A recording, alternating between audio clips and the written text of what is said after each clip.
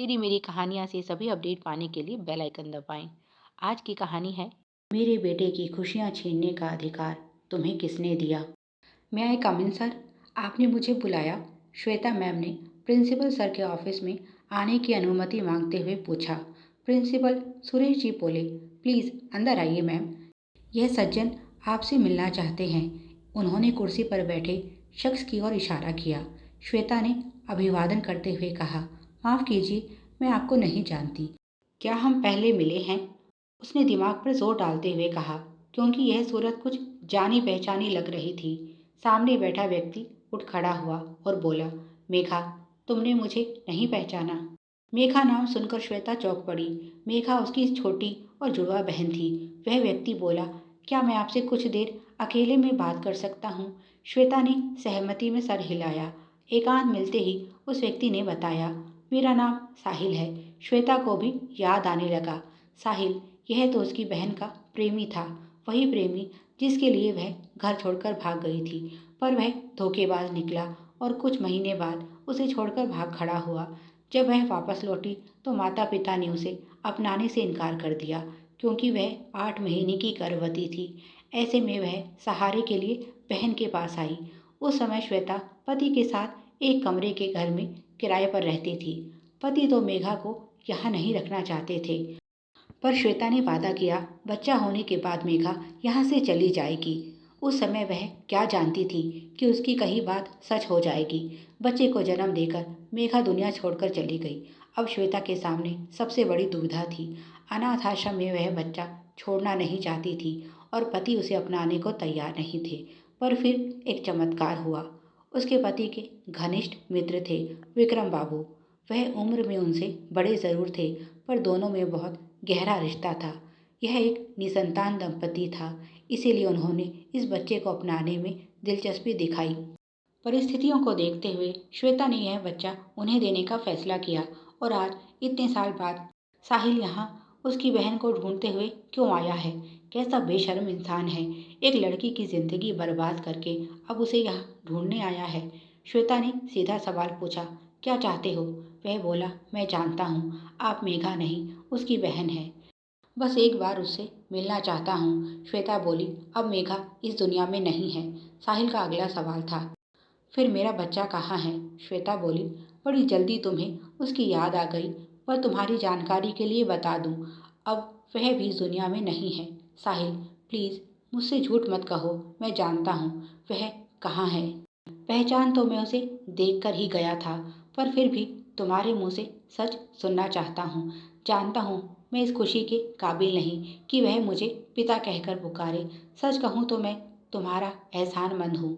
शायद तुम्हारे ही कारण आज वह जिंदा है। मैंने तो उसे उसी वक्त खो दिया था जब मैं उस हालत में मेघा को छोड़कर चला गया था। पर अफसोस, मैं अपनी मजबूरी, अपनी बेगुनाही मेघा के सामने साबित न कर सका। पर आज तुम्हें बताना चाहता हूँ, और यकीन करो यही सच है। मेरे मन पर बहुत भारी बोझ है। तुम्हारे साथ बांटकर शायद वह कुछ हल्का हो जाए। उसकी आंखों से आंसू बहने लगे। श्वेता बोली, इन सब बातों के लिए यह सही जगह नहीं है। तुम घर आ सकते हो, मेरी क्लास का टाइम हो रहा है। और वह वहाँ से चली गई। आज घर लौटकर उसने पति को साहिल के बारे में बताया तो वह भी बहुत नाराज हुआ। उस जलील इंसान से बात करके अब क्या मिलने वाला है? तुम्हारी बहन तो जा चुकी है। आज उसका बच्चा एक अच्छा जीवन जी रहा है। कहीं उसकी काली छाया उसके जीवन पर भी ग्रहण ना लगा दे। श्वेता बोली, इसी बात का तो डर है। वह कह रहा था कि वह अपने बच्चे से मिल चुका है और उसे पहचान भी लिया है। जो उसने मेरी बहन के साथ किया वह मैं ध्रुव के साथ नहीं होने दूंगी। विक्रम और कस्तूरी को बुलाओ, उनके लिए यह जानना बहुत ज़रूरी है। रात को चारों बैठे इस विषय पर सोच रहे थे कि अब उन्हें क्या करना चाहिए। क्या उन्हें ध्रुव को सच्चाई बता देनी चाहिए? क्योंकि अगर साहिल ने उसे यह सब बताया तो उसका दिल टूट जाएगा। उसी समय दरवाजे पर दस्तक हुई। दरवाज़ा श्वेता ने खोला। साहिल ही था। उसने सबसे पहले विक्रम और कस्तूरी को धन्यवाद कहा, क्योंकि उन्हीं के कारण आज उसका बेटा एक अच्छी जिंदगी जी रहा था। कस्तूरी गुस्से में बोली, क्यों तुम मेरे बेटे की जिंदगी बर्बाद करने आए हो? क्या मिलेगा तुम्हें ध्रुव को यह सब बताकर? क्या तुम्हें पैसा चाहिए? बताओ, क्या कीमत है तुम्हारा मुंह बंद रखने की? साहिल रोने लगा और बोला, मुझ जैसा बदकिस्मत बाप और कौन होगा जो चाहकर भी अपने बेटे को बेटा नहीं कह सकता, उसे गले नहीं लगा सकता। आप लोग घबराइए मत, मैं किसी गलत इरादे से नहीं आया हूँ, बस एक सच बताने आया हूँ। श्वेता बोली, तुम्हारा सच हमारे किस काम का? जिसके लिए यह मायने रखता था वह तो ये दुनिया छोड़कर कब की जा चुकी है। तुमने मेरी बहन को बहुत दुख दिया, मैं कभी तुम्हें माफ़ नहीं कर सकती। और वह रोने लगी। साहिल बोला, बेशक मैं यहाँ माफ़ी की उम्मीद में नहीं आया हूँ। जिस समय मेघा घर छोड़कर आई उस समय मैं बहुत मामूली नौकरी कर रहा था। मेरे घर वाले भी इस शादी के खिलाफ थे, इसीलिए उन्होंने मुझसे सभी रिश्ते तोड़ दिए। मैं मेघा और अपने बच्चे को अच्छी ज़िंदगी देना चाहता था, पर शायद किस्मत को कुछ और ही मंजूर था। एक रात मैं काम से लौट रहा था और मेरा एक्सीडेंट हो गया। उसके बाद मैं कई सालों तक कोमा में रहा। मैं भागा नहीं था और जिस दिन मुझे होश आया तब तक कई साल बीत चुके थे। मैंने मेघा के बारे में पता किया और उसकी तलाश मुझे तुम तक ले आई। एक दिन मैंने अपने बेटे को स्कूल बस से उतरते हुए देखा तो मैं खुद को रोक नहीं पाया। बस मुझ पर एक एहसान कर दो, एक बार मुझे उससे मिलवा दो, सिर्फ एक बार। मैं उसे गले से लगाना चाहता हूँ।